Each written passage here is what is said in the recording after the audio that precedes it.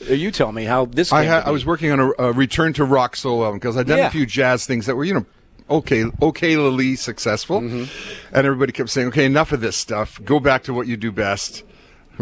Rock and roll. So I was doing a rock album. I had a track with Jeff Healey, which I recorded before he passed away. I had a track with Neil Young. I had called Paul Rogers, and he said he was going to do a track, and I just seen him play with Queen in London. He was fantastic. And I thought, I'll email Fred and see if he'll sing on a song. So I sent him the song, the first one I wrote, Rock and Roll's the Only Way Out. I thought, this is an anthemic title. I want his anthemic voice on there, and send it to him. He sent it back to me, and I called him and said, Fred, this is to hear his voice again. Yeah. Unbelievable. Can I give it 4 uns? Unbelievable.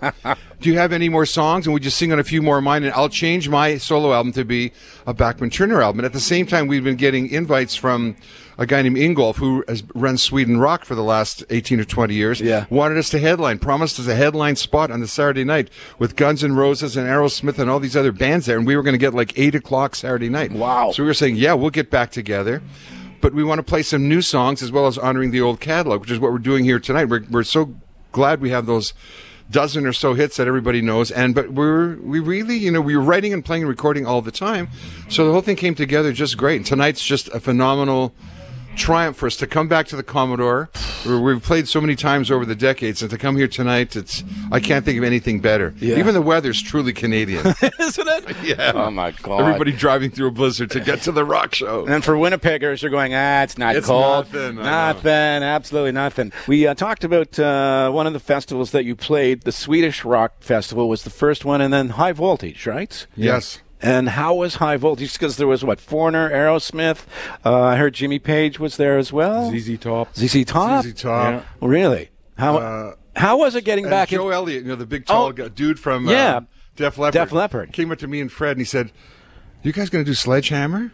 And I said, what? Do you know that song? And he said, the first album I got, the first concert I saw in 1976, he was like, 8 years old or something. His brother took him and his father liked it. He knew Sledgehammer, Not Fragile. They knew all the tracks. And I was just amazed.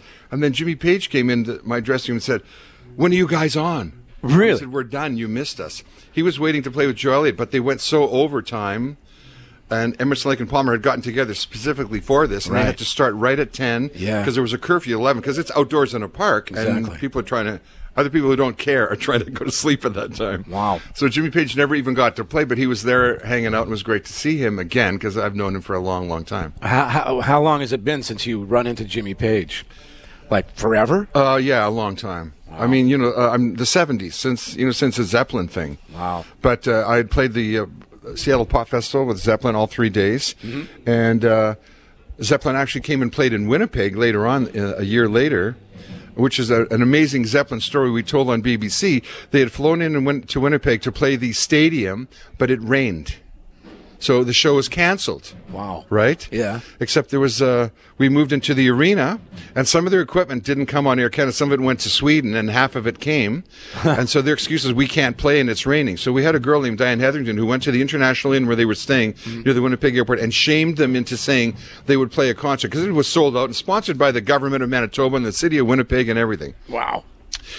We went on the radio with Doc Steen and CKRC and told all the guys in the bands, bring your guitars and amps and PA. We're going to make this.